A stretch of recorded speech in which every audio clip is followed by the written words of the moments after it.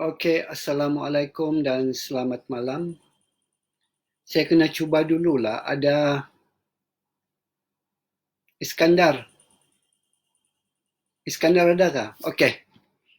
Okey, Assalamualaikum dan selamat malam. Okey, hari ini kita sebelum itu saya harap tidak ada penyebok yang sibuk pula bagi komen tanjak ini. Ini tanjak ni sengaja dipakai bagi membolehkan suasana malam ini lebih meriah. Okey. Okey, malam ini saya akan bersiaran di sini selama sejam dan saya akan berkongsi beberapa perkara dan juga tips tentang seni perdebatan, seni debat. Okey, okey. Saya cuma ada sejam sahaja dan saya tidak mau lebih daripada sejam. I want to make it very sweet and short. Okey. 15 minit yang pertama kita kena warm up dulu. So kita tidak semestinya akan terus masuk ke dalam topik. Selepas 15 minit itu baru kita akan masuk dan berbincang tentang beberapa tips dalam debat. Kemudian 15 minit yang terakhir itu lebih kurang dalam 30 minit lah. Kemudian 15 minit yang terakhir saya akan menjawab beberapa soalan yang ditanya lah. Pian, baru nak komen. Okey, yang pertama sekali kita bermula dengan bergosip tentang beberapa situasi semasa di negara kita sempena dengan krisis COVID ini. Saya tahu pendebat-pendebat ni dia ada naluri gosip yang tinggi. So itu selalu adalah merupakan permulaan yang baik. Ice breaking orang cakap. Okey. Sekarang ini kalau kita lihat keadaan semasa, sebab ramai juga orang yang tanya, saya bukan pakar dalam bidang epidemiologis.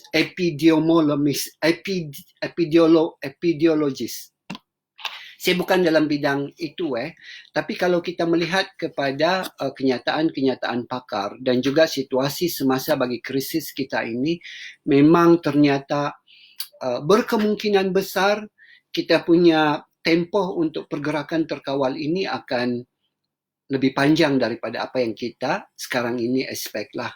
Probably there will be another extension lah. Most likely.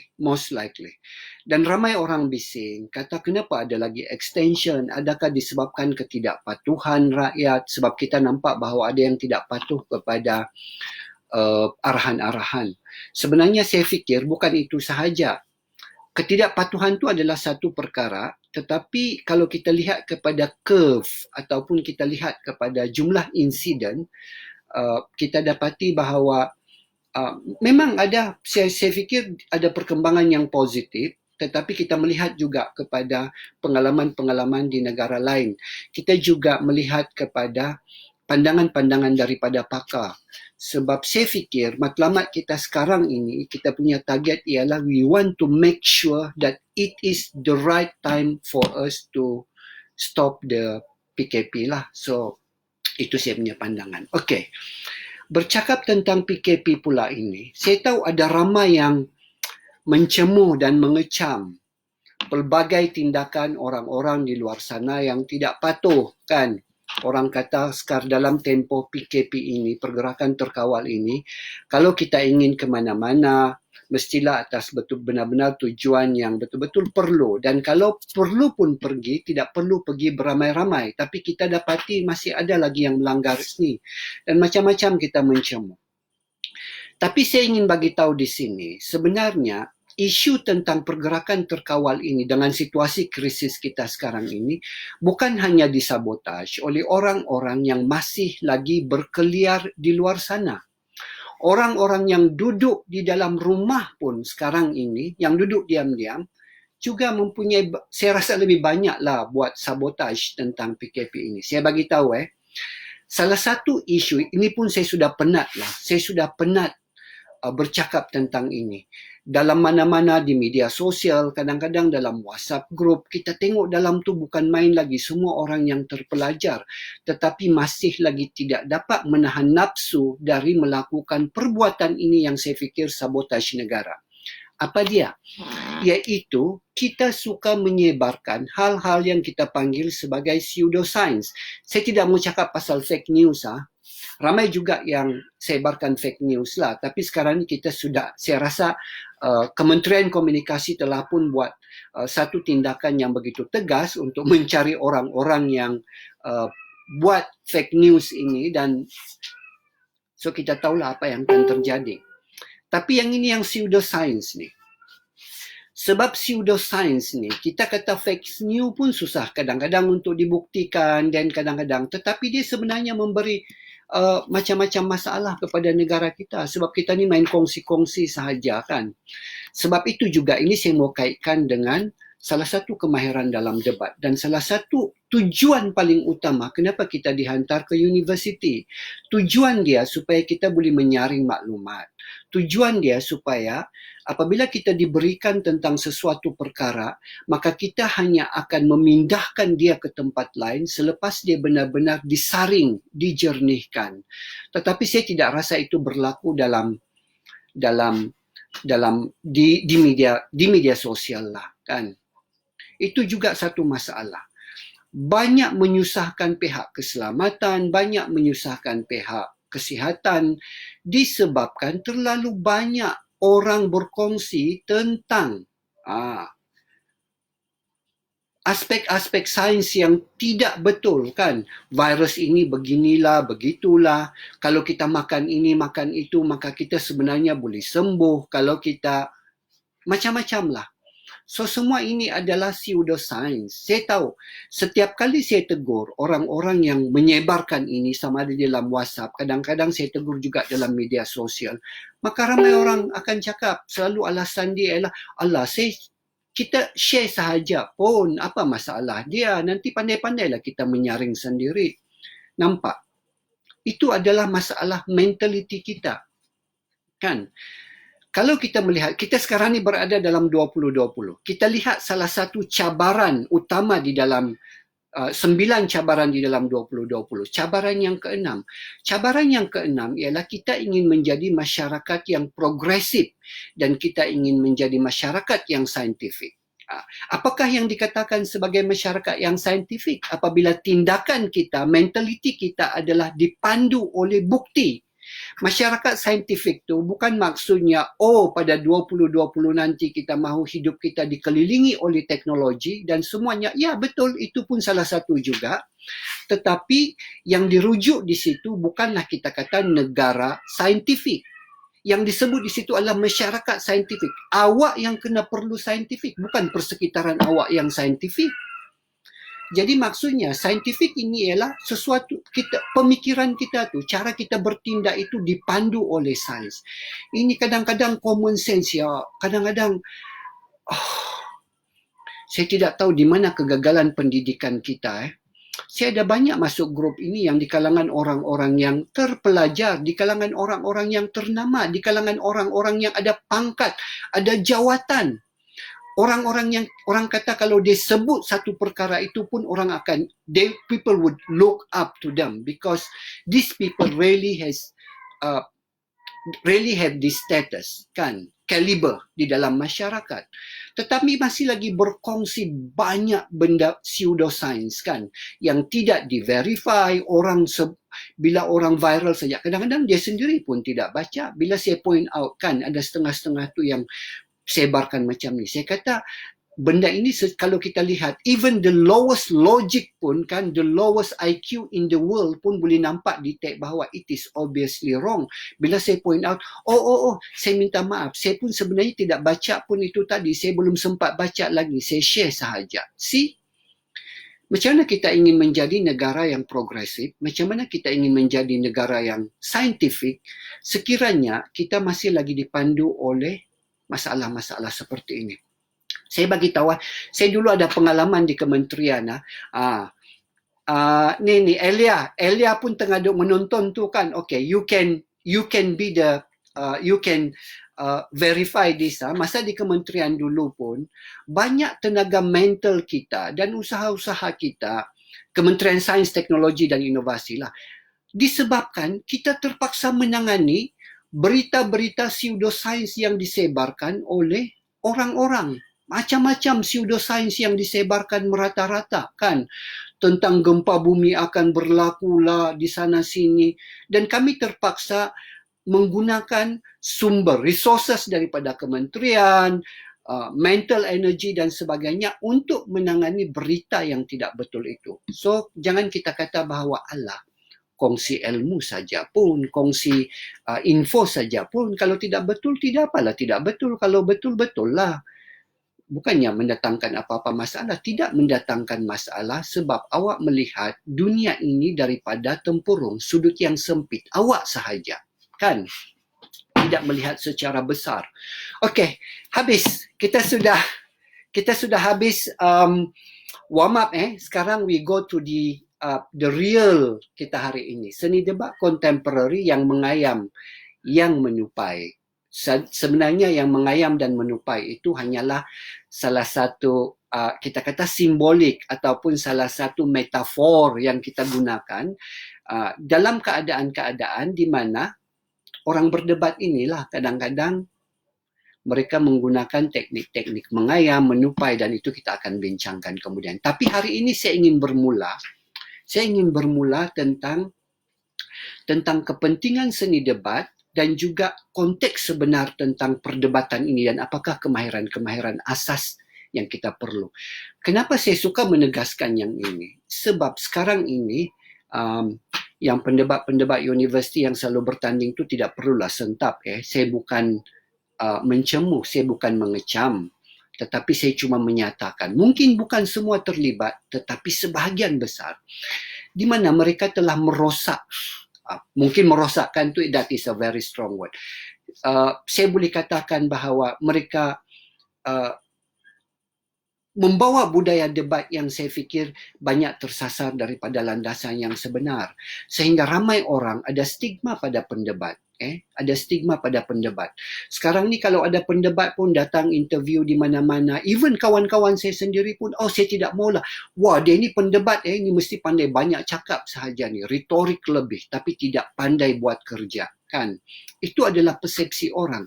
Barangkali kenapa ada persepsi begitu? Sebab kita, orang-orang yang selalu dalam dunia debat ini membawa mungkin perangai-perangai yang begitulah kan.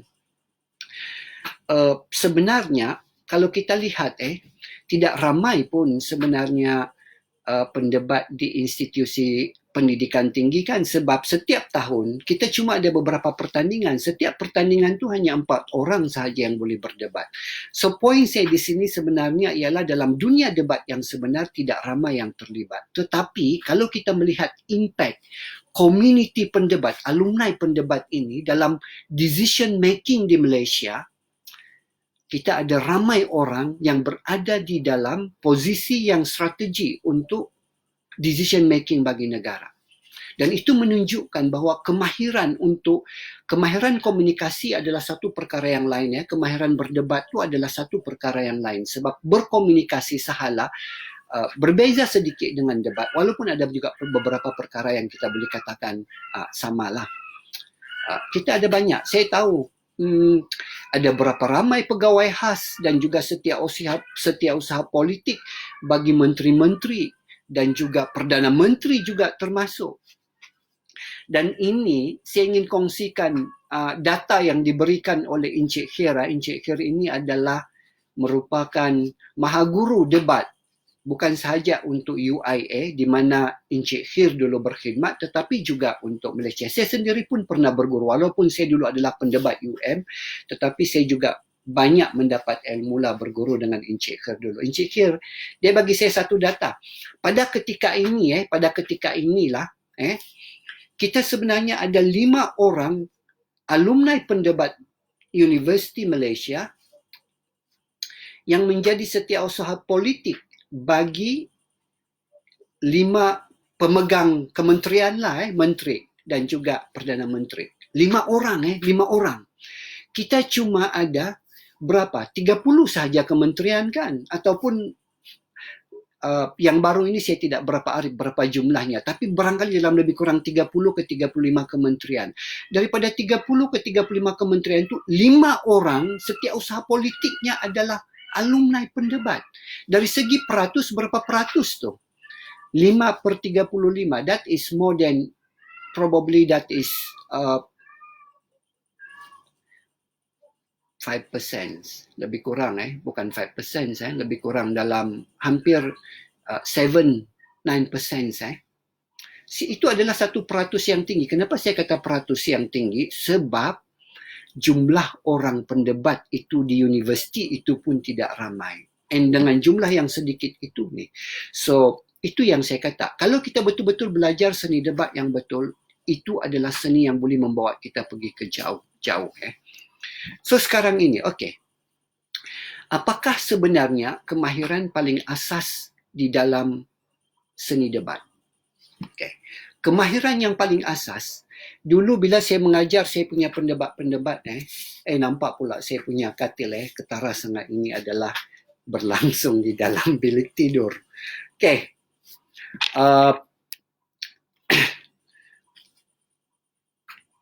Saya dulu bila saya mengajar saya punya pendebat-pendebat, sebelum saya mengajar tentang teknik dan lain-lain itu, saya kata berdebat ini sama seperti menyanyi.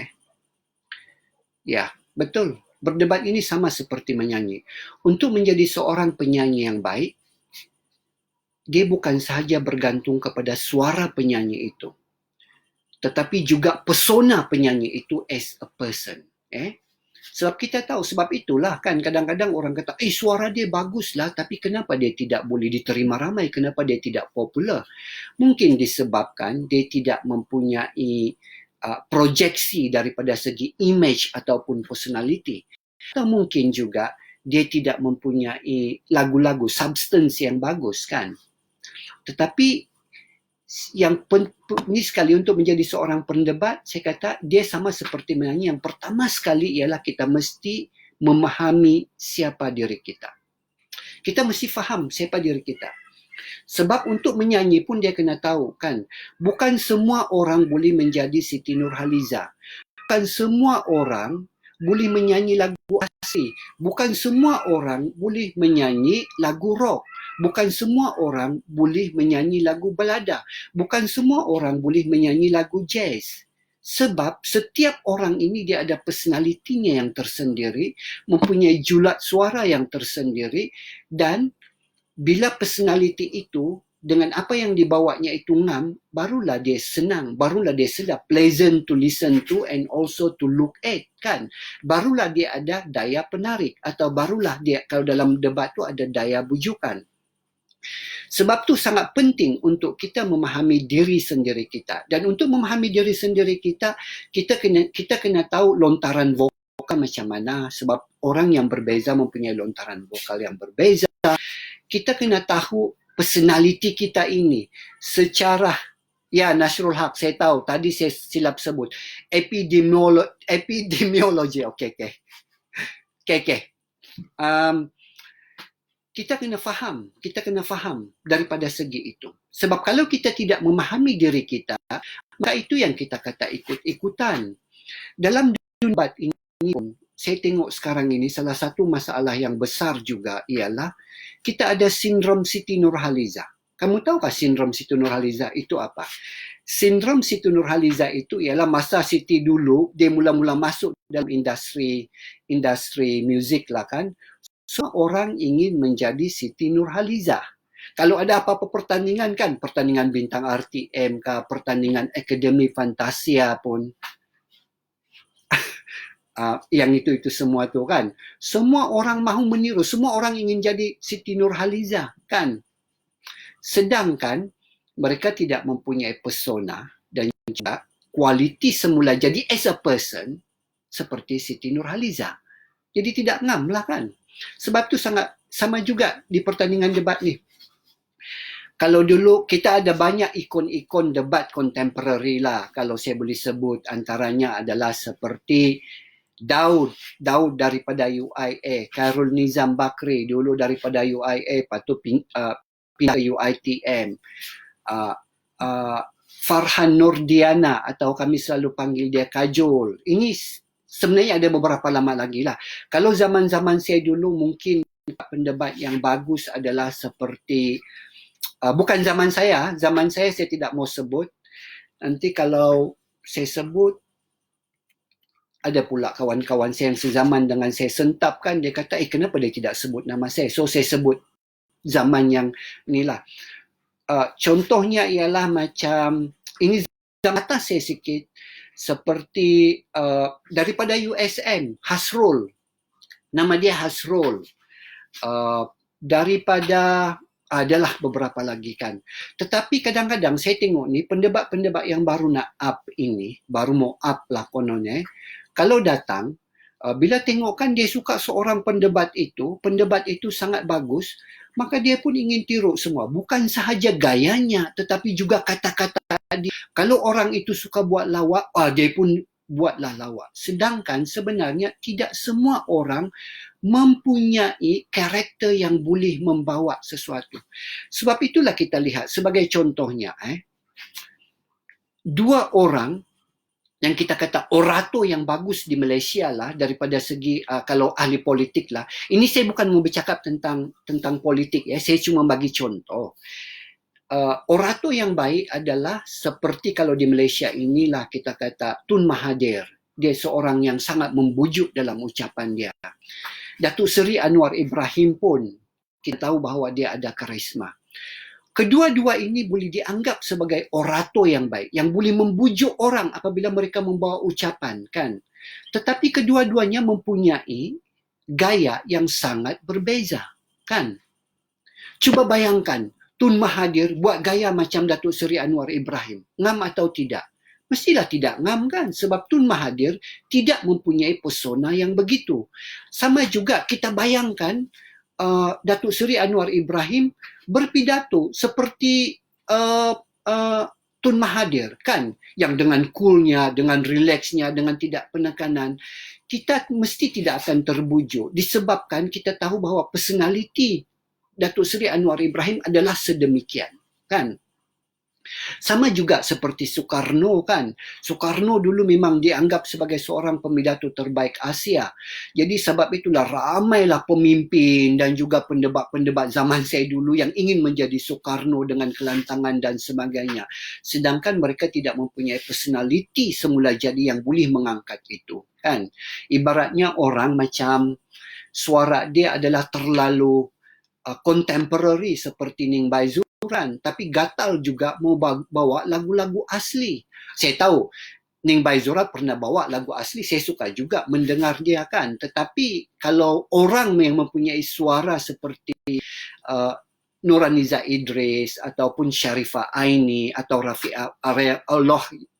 arwah Rafi'ah Buang menyanyikan lagu asli, maka nilai keaslian itu adalah lebih menonjol. So itulah saya kata. Tapi itulah saya kata, banyak masalah jurulatih sekarang ini pun, alumni ni ramai yang menjadi jurulatih. Kalau saya pergi tengok, kadang-kadang tu kan yang first kali bila kita ingin mengajar anak buah kita terus ajar kepada teknik, kita tunjukkan contoh-contoh pendebat yang baik daripada bermacam himpunan video, maka budak-budak ini pun tengok, macam tu.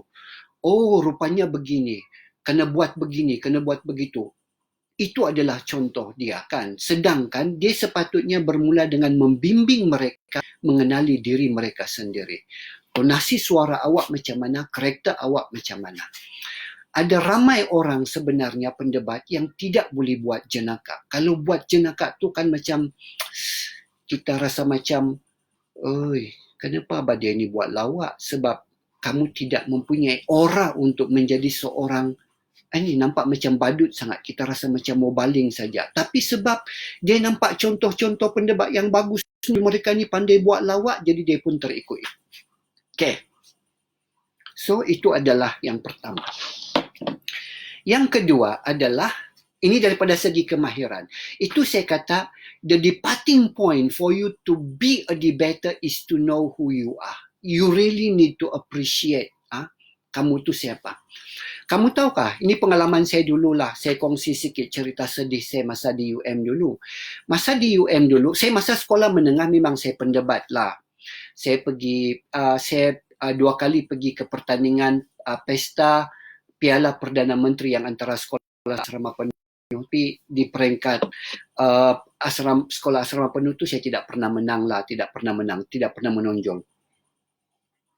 So sampai di universiti, saya punya passion for the debate tu masih ada. So pada tahun pertama saya ingat lagi, saya datang untuk buat audition lah untuk debat di Universiti Malaya. Tahulah Universiti Malaya is very competitive sebab Universiti Malaya, okay, saya bukan mau merendahkan universiti lain, tapi dulu Universiti Malaya tu disebabkan dia adalah universiti yang memang semua orang mau pergi di sana disebabkan reputasinya. Jadi secara tidak langsung, pelajar-pelajar yang normally kalau jadi pendebat di peringkat sekolah, biasanya mereka ini adalah pelajar yang kira okey lah juga daripada segi akademik, berduyun-duyun datang sana. So kita ada lambakan pendebat di Universiti Malaya tu, memang ramai. So saya pergilah audition tahun pertama tu. Saya rasa bila saya pergi audition tu, saya okey juga sebab bolehlah kan. Tapi saya ingat lagi, orang buat audition tu, saya tidak ingat pensyarah daripada mana, dia kata, Ramza, sebenarnya saya suka point awak tu bagus dan cara awak melihat. Saya suka menggunakan analogi dan saya suka benda-benda macam tu. Bagus. Tapi saya rasa kamu ni kena polish lah sikit. Kamu punya slang Sabahan tu terlalu pekat. Memanglah saya sentap. Saya sangat sentap. Serius. Kalau alasan lain dia guna, boleh lagi lah saya terima. Ini slang. Kenapa saya tidak boleh terima? Sebab masa di audition itu sebenarnya, saya juga ada juga yang pergi di situ, yang bila dia bercakap tu tetap ada sikit keluar slang Kelantan dia dan slang Kedah kan. Tetapi orang itu tidak pula ditegur dan ada yang dapat pun, ada yang dapat. So sebenarnya di sini, maksud saya di sini ialah itu pikiran orang dulu-dulu. Tapi sekarang ni sebenarnya ada lagi isu di sini. Sekarang ini kalau kita di mana-mana kan,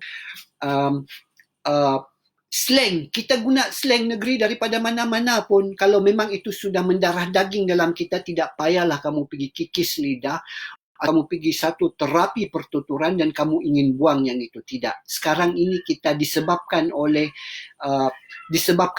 pengaruh media massa, maka semua slang dan dialek di negeri-negeri ini telah pun menjadi arus perdana. Kalau dulu, kalau slang Sabah atau Sarawak ini selalu diketawa-ketawakan di universiti, bukan sebab mereka menghina atau mencemooh, tapi sebab itu asing. It is not mainstream for them, kan?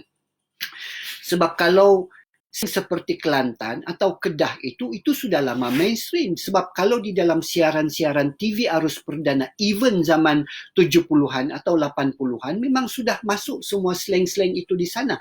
Tapi pada zaman itu belum. Sabah punya ni belum lagi masuk dalam arus perdana. Kan? Orang pun tidak tahu kita punya slang ni macam mana. Jadi bila itu kan orang ni lah. Sebenarnya slang Sabah dan Sarawak ini hanya menjadi arus perdana dan sudah mula diterima apabila ada AF, Akademi Fantasia. Ingat kan Akademi Fantasia? Bermula sekitar 2007-2008 lah dulu. So Akademi Fantasia tu kan ramai penyanyi Sabah, penyanyi Sarawak ini kan selalu memang bagus. Dan dalam Akademi Fantasia tu pula dia ada segmen yang menunjukkan macam mana kehidupan harian diorang kan. So penyanyi-penyanyi Sabah ini biasalah mereka dengan slang-slang Sabah. So people start to get you. So sekarang ini tidak ada lagi stigma, tapi dululah. Tapi maksud saya di sana ialah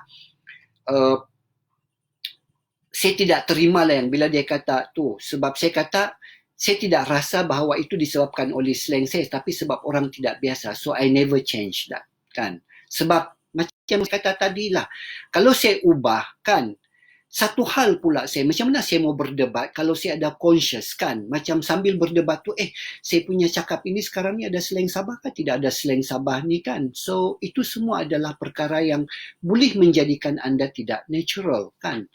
Sebab debat ini yang paling bagus sekali ialah kita mestilah sangat selesa dengan diri kita. Saya selalu nasihat, saya selalu bagi tahu kepada para pendebat, saya kata, untuk menjadi seorang pendebat yang bagus, kamu mesti boleh meyakinkan orang tentang apa yang kita ingin nyatakan.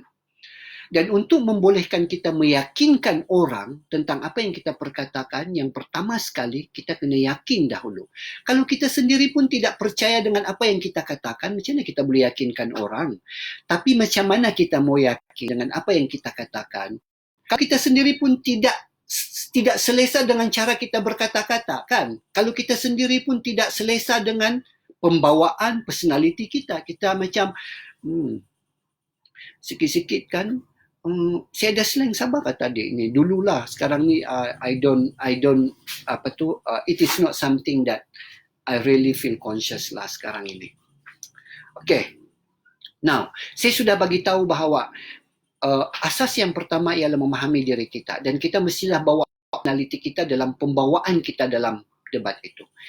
Yang kedua, skill yang kedua adalah, ini pun ramai orang, banyak mitos salah yang digembar-gemburkan dalam debat ini. Untuk menjadi seorang pendebat yang baik, mestilah seorang yang pandai bercakap, mestilah seorang yang berani, yang mempunyai karisma. Seriously, dulu bila saya buat saya punya pemilihan untuk pendebat, terutama sekali masa tu di UMS, masa saya mula-mula pindah ke UMS, sebab UMS ini adalah universiti yang tidak ada ramai pendebat. Walaupun kita ada ramai pelajar, tapi biasanya ramai pendebat-pendebat di Malaysia yang ada pengalaman di peringkat kebangsaan, peringkat sekolah menengah, di peringkat Piala Perdana Menteri, kebanyakan mereka pergi ke universiti-universiti di Semenanjung. Sabah ni inilah.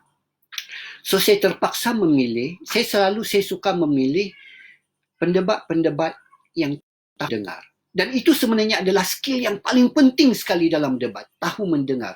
Kenapa saya katakan bahawa kemahiran mendengar itulah sangat penting? Sebab cuba kita lihat kepada struktur pertandingan debat lah. Kita lihat untuk struktur pertandingan debat, sebenarnya setiap orang hanyalah ada 7 atau 8 minit untuk berdebat. Betul atau tidak? 7 atau 8 minit saja kan? Atau kalau kamu juga adalah orang yang menggulung, you will get another 4 minutes. So 7 campur 4 baru 12 minit. Tetapi pertandingan itu sendiri adalah selama 1 jam. Jadi kalau kamu dalam 1 jam pertandingan itu, kamu hanya bercakap 7 ke 14 minit, mungkin termasuk celahan itu, celahan ini, mungkinlah paling banyak pun dalam 15 minit. Jadi yang selebihnya kamu buat apa? Itulah dia, mendengar. Masalah bagi ramai pendebat sekarang ini, mereka tidak tahu mendengar. Skill inilah, saya penatlah, terutama sekali bila saya jadi hakim pertandingan kan. Kenapa, apa bermasalah budak-budak ni kan? Mereka tidak mendengar dengan baik. Saya bagi tahu satu debat yang bagus, dan untuk kita menjadi seorang pendebat yang bagus, kita mesti, ini sebab ini bukan pidato ini bukan kita satu orang saja. Debat ini adalah seperti wacana, adalah seperti diskusi, atau seperti satu mesyuarat di mana orang akan bergilir-gilir bercakap tentang isu yang sama, bukan isu yang berbeza. Jadi untuk menjadi seorang pendebat yang efektif, kita mesti boleh membawa dinamik perdebatan itu. Maksudnya, apabila selesai seorang itu berdebat dan kita menyambutnya, mesti menyambutkannya mengikut dinamik kesinambungan yang betul. Kan? Tapi ini selalu ramai yang tidak ini disebabkan selalu tidak mendengar dengan teliti. Itu yang saya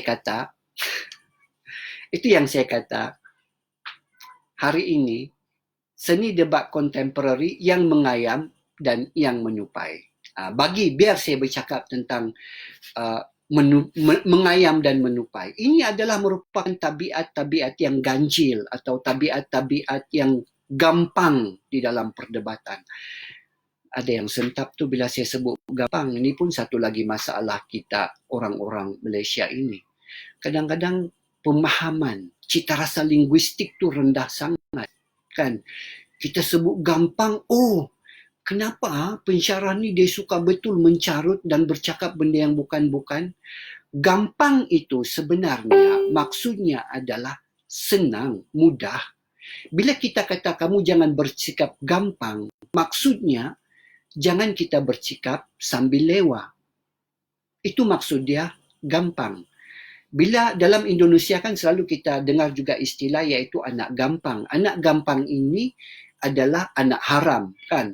Tapi kenapa dia dipanggil anak gampang? Maksudnya anak itu dilahirkan dengan cara yang mudah, senang saja, sambil lewa. Kenapa sambil lewa? Sebab tidak perlu berkahwin, kan? Tidak perlu pergi ini kan macam buat anak begitu saja. Sebab itu dia dipanggil anak gampang. Tetapi gampang itu sendiri bukanlah sesuatu elemen makian yang setaraf dengan itu, kan, seolah-olah kita mengatakan bahawa bila kita kata kamu ini gampang, bukan kita mengatakan bahawa dia anak haram. Kita mengatakan bahawa dia ini suka sambil lewat, mudah-mudah sahaja. So itu saya kata tadi, itu adalah perbuatan-perbuatan gampang di dalam perdebatan. Mengayam, menupai dan menganjing. Okey, saya sebut satu-satu apa isu dia. Mengayam ini, ayam ini kita tahu kan, apa satu ciri ayam ini ialah orang kata bertelur sebiji, riuh sekampung, kan. Telur kau satu saja pun, tapi riuh dia seolah-olah kau dah cukup untuk satu kampung makan, kan. Mengayam ini, sekarang ni makin menjadi-jadi mengayam ini.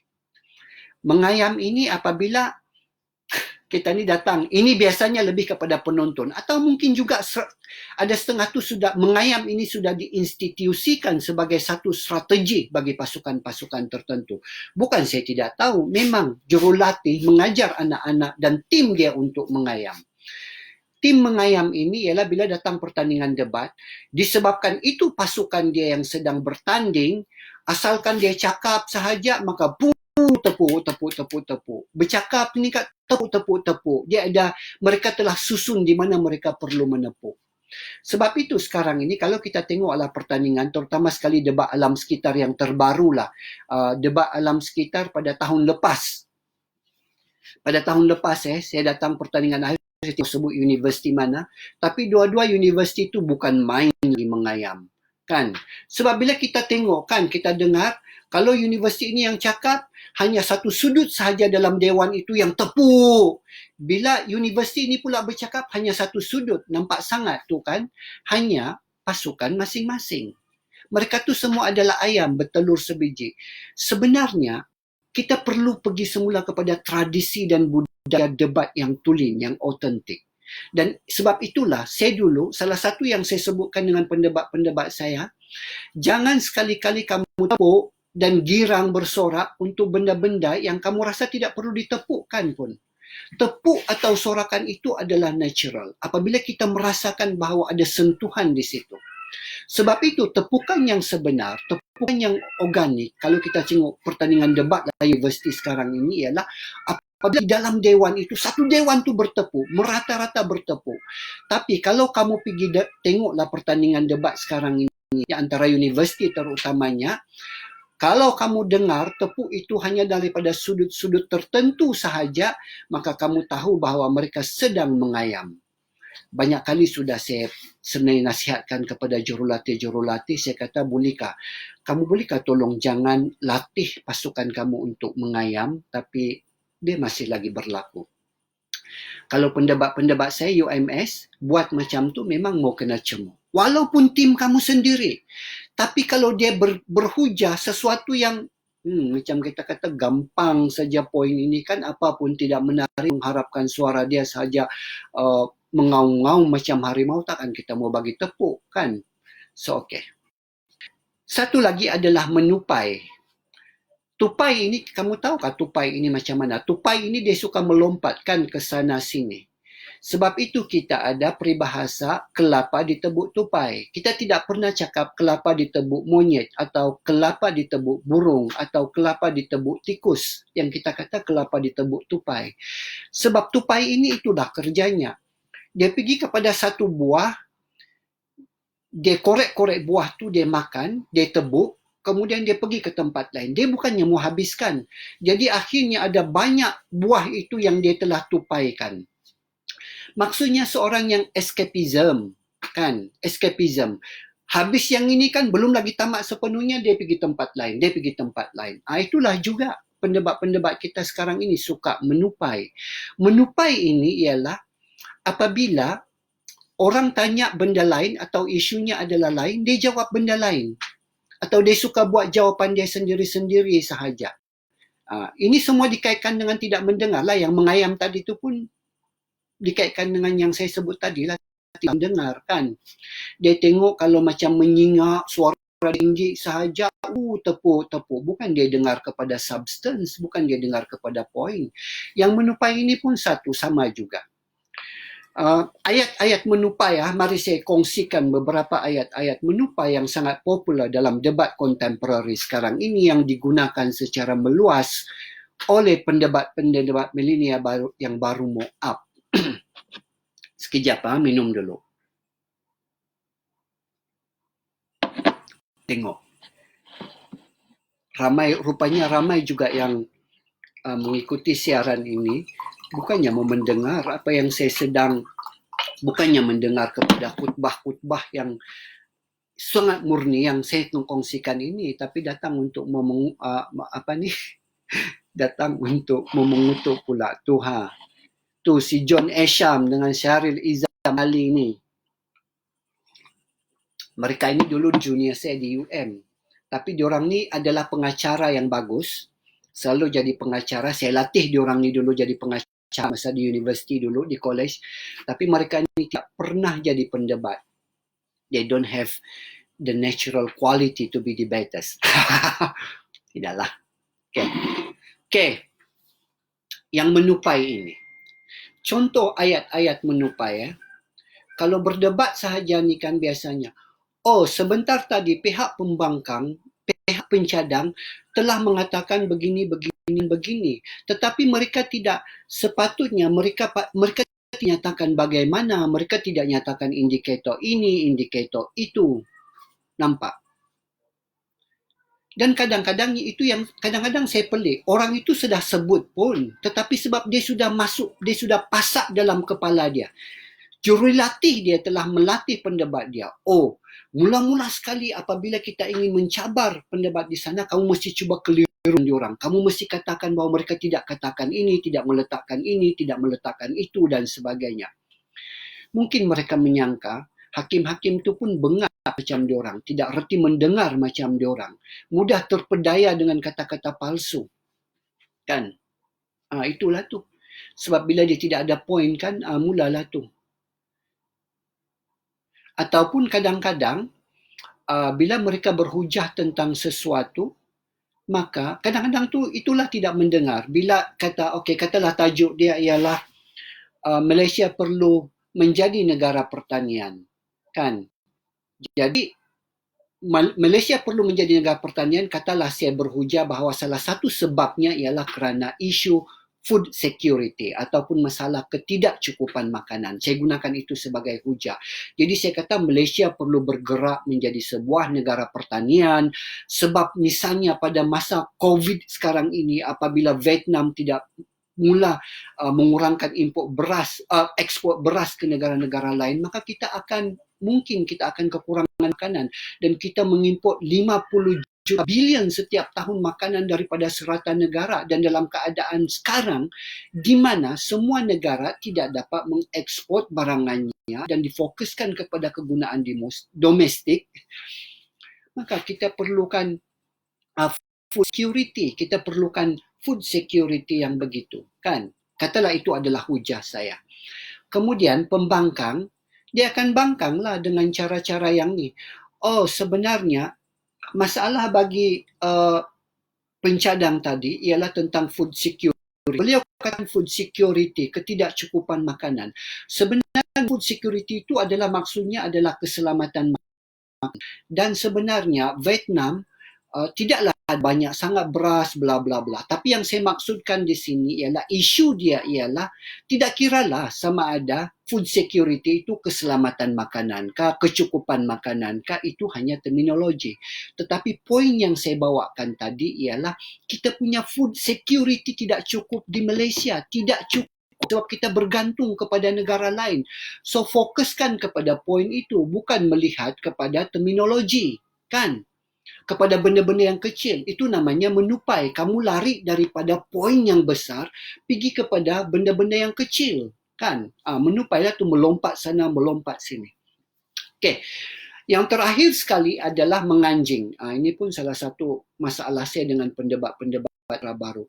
Saya bagi tahu saya cukup tidak tahan dan saya rasa ramai juga hakim-hakim yang lain memang tidak suka pendebat-pendebat yang suka menganjing, dan ramai pendebat sekarang ini suka sangat menganjing. Menganjing ini ialah serangan secara peribadi. Mungkin niat dia hanyalah untuk joke, tapi terlalu banyak lah. Misalnya kalau bermula berhujah tu kan, sebelum saya memulakan hujah, saya ingin membangkang hujah oleh pembangkang yang pertama sana tadi, yang mengatakan bahawa hujahnya baik tetapi sebenarnya dia berakal pendek. Atau saya ingin membangkang apa yang dikatakan oleh oleh pembangkang sana sebentar tadi. Beliau ini sebenarnya tidak tahu mendengar. Saya tidak tahu apa masalah dengan telinganya. Beliau perlu berjumpa dengan doktor. Hal-hal seperti itu. Saya tahu tujuan dia adalah untuk lawat jenaka, kan? Kadang-kadang. Tetapi sebenarnya ada banyak cara kita untuk berjenaka, tetapi menggunakan substance. Itu menganjing tu nama dia. Semuanya adalah serangan-serangan berbentuk peribadi. Dia ingat best sangatlah bila buat macam tu, orang ketawa kan. Orang-orang yang ketawa tu adalah sama level dengan awak. Sebab itu mereka ketawa. Tapi awak mesti ingat, awak dihakimi oleh orang yang level dia bukan begitu. Bukan level jenaka-jenaka makkiyah macam tu. Jadi tolonglah hentikan 3 perkara ini. Satu adalah mengayam. Kedua adalah menupai. Mengayam ini, macam saya kata tadi, adalah memberi harapan palsu kepada pasukan awak. Pasukan awak di atas itu pun sukalah ditepuk beramai-ramai. Benci betul. Geramnya saya kan. Kadang-kadang saya sebagai orang yang anikan generasi debat ini adalah perkara yang saya selalu tekankan kepada pendebat-pendebat. Tolonglah, sebab bila kita berdebat tu, awak mesti ingat bukan saja community university di sana. Kita ada orang awam dan mereka melihat itu kan, diorang pun terkejut. Bila, kenapa dia cakap macam ni tapi tepuk bukan lagi meriah kan? Kemudian menupai, lari sana, lari sini, tidak fokus kepada poin. Suka berdebat tentang hal-hal kosmetik. Kemudian yang ketiga adalah menganjing, iaitu suka buat lawak-lawak atau serangan-serangan yang terlalu bersifat peribadi, ataupun orang kata lawak-lawak yang macam tu. Kadang-kadang mungkin tidak peribadi pun, tapi kita bosanlah mendengarkan. Awak nak sebut, kalau kamu tidak setuju dengan poin dia, cakap sajalah. Okey, sebentar tadi pendebat yang pertama mengatakan begini-begini, tapi dia sebenarnya adalah begini-begini. Tidak perlulah awak cakap, sebentar tadi pendebat pertama yang gemuk itu, atau pendebat pertama yang hitam tapi tidak manis itu, macam-macam lah kan. So, itu ni. Saya tahu salah satu yang selalu orang cakap, bila saya cakap macam tu, orang akan bagi tahu, tengok ni, kata jurulatih daripada UMS ini, kalau komen kita tentang menganjing, bukan main lagi. Semua kita dicemuh dan dikecamnya. Tapi dia sendiri suka juga menganjing. Saya juga suka kecam. Tapi saya bagi tahu, kalau saya pun biasanya di dalam, saya punya komen lah untuk pendebat, untuk tujuan penambaikan. Tapi awak mesti ingat, saya tidak dihakimi. Masa saya berdebat dulu, zaman saya berdebat dulu, saya tidak pernah menganjing dengan pendebat lain, serius. Dan zaman-zaman kami dulu, budaya menganjing itu tidak ada pun. Sebab itu, kami selalu tidak ada permusuhan-permusuhan dalam debat. Cuba tanya, okey, cuba tanya Encik Nazri, cuba tanya Encik Khir, zaman-zaman awal dululah. Kami bila bertemu, wah okey, lepas sebab tu sampai sekarang ni kami baik. Kami semua masih lagi saling hormat antara satu sama lain. Tapi zaman sekarang ini saya tahu sangat, setiap kali habis tournament, mesti akan wujud seteru-seteru antara pasukan ini dengan itu, orang itu dengan ini. Saya tahulah sebab saya dalam dunia begini-begini, anti sangat. Itulah kenapa jadi macam tu? Sebab kita tidak profesional dalam debat. Kita tidak fokus kepada substance. Kita itulah kata banyak sangat menganjing, kan? Semua ingin meremehkan antara